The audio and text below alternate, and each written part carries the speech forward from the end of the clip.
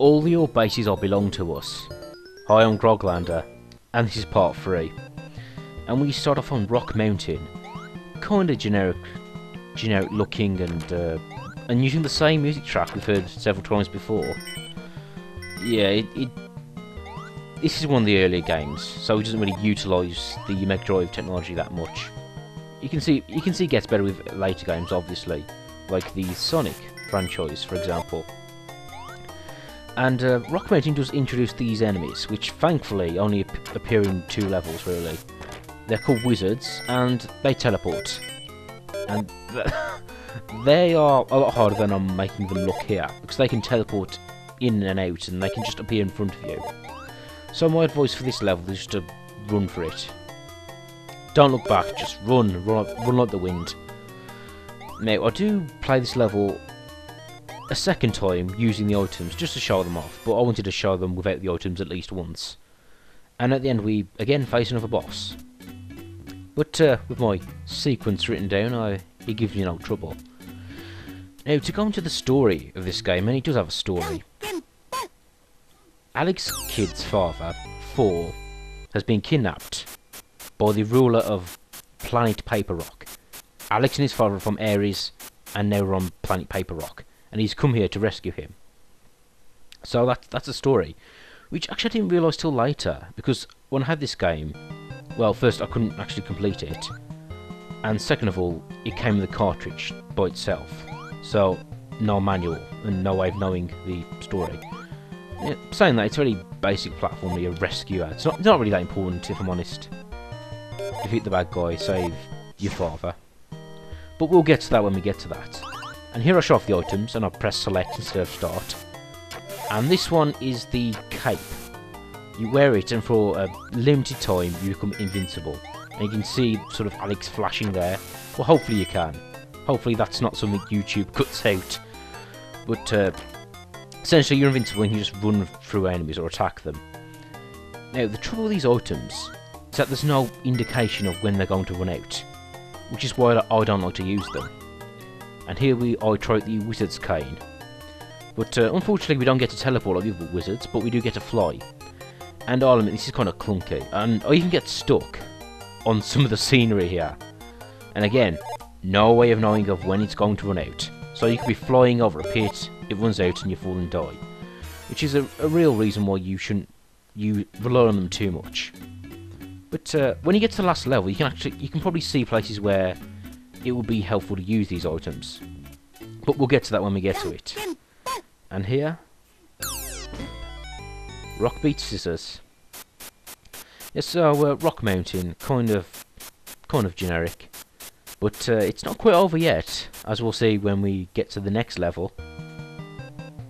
Because, well, I'll let you see in a couple of seconds. Grab the jelly donut, hooray. Rock Mountain 2, Electric Boogaloo. The level that was so good it required a sequel. Now again, I do actually like this game. I'm being quite negative about the repetitiveness here, but I'm just joking, really. I understand why early technology, you know, the reuse of sprites. I mean, Mario has like one block sprite, and all these games use them. Nobody rags on him. I'm just kidding, of course. Mario is awesome. I'm talking about Mario while playing a Mario-ish clone. But again, it's different enough from Mario, and I should probably stop talking about it. So, Rock Mountain. A vertical level. You can see here it just goes straight up. And this level for me does highlight an issue with this game. It's the controls. Well, not the controls, the physics. You get momentum, sure, but I think you get just a touch too much, because you could so easily slide. Oh, this part is annoying, because, yeah, I can't tell you in practice runs how many times he just appeared into me and destroyed and killed me, actually. But, yeah, this is the part where I actually struggle a bit to climb upwards. Oh, failure. Oh, and yes, I do struggle here for a lot. For a long... more time than I should, really. 2 steps forward, 1 step back, eh? But, yeah, Rock Mountain, it's a rock mountain. You climb upwards. You should get that feel. And that music. I'll have to double check, but I think there's like 3 music tracks. But saying that, I do really like the music you get in the last level. But we'll get to that when we get to that. At least it's very jolly music, at least. Very adventurous. And it does have quite short loops, I've noticed, but minor issue again. But then again, most music tracks on these consoles only last like a minute and a couple of seconds. So it's alright. And come up here, we see quite an awkward jump. Because like a rock falls down from here, and a wizard. Oh, and you have to jump up on a platform where a scorpion is. I gotta tell you, I'll make this little jump look easy, but it's awkward to say the least. And I'm desperately running towards the jelly donuts, hoping he doesn't night crawler me.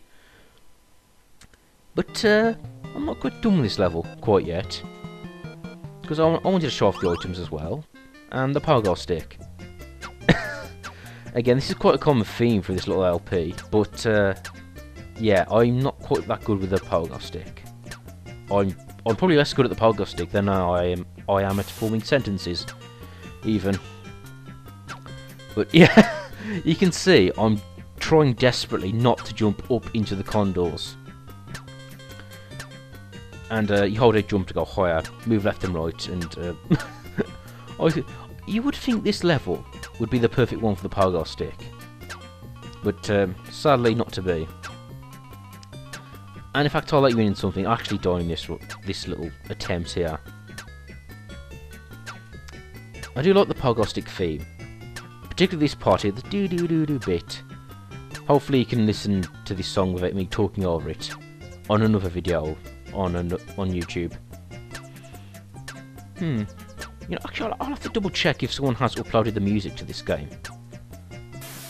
Hey, maybe I could fill that role, maybe. But who knows? I'll check. And this is how you use the pogo stick. You equip it, then unequip it at certain points. It just makes it a bit easier.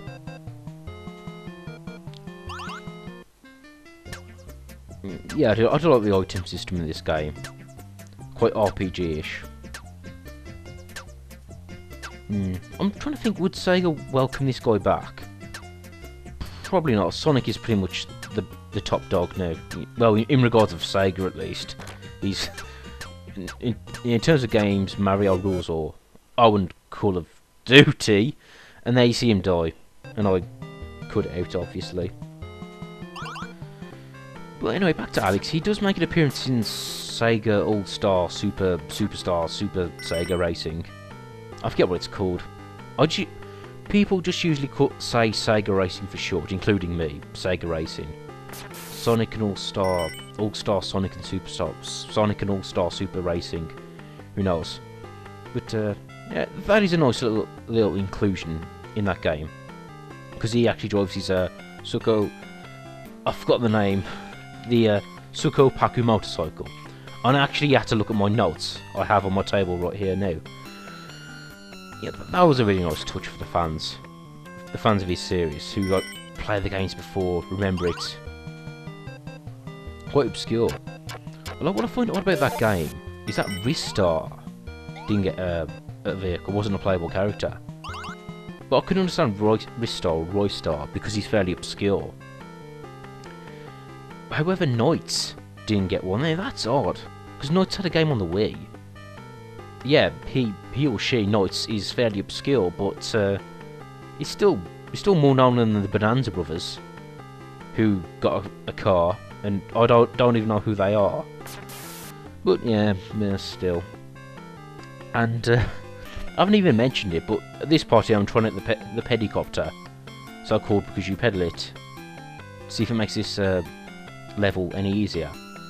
And it kind of does, although what's awkward about the pedicopter, if it touches the ceiling, it gets destroyed. So just, if I touch something from underneath, I fall down instantly. And as you can see from the previous playing, or the previous playing of a couple of seconds ago, I'm trying so desperately not to touch the ceiling. But yeah, it's fun if you know how to use it. To the Sky. Great name. And yes, it's a pedicopter level. Now, in my runs, I don't think I've ever got to this level without a pedicopter in my inventory, and I'm not sure what would happen. I would like to think the game would actually give you one, because otherwise that would be cheap as hell. But yeah, the pedicopter, again, you move left and right, you spam the jump button and pedal, and you push the punch button to shoot a missile. And what I find hard about it is that if you need to go upwards fast, you really need to mash the jump button so quickly. And it's realistic physics, I can't really argue. You're fighting against gravity. So I really can't complain about that. But yeah, I'm being so careful here. My tactic is to like move... Yeah, when I move down, just move down in a straight line fairly quickly and just sort of dodge enemies. And then slowly move upwards, being careful. At least we got these Zeppelin enemies, the blimps.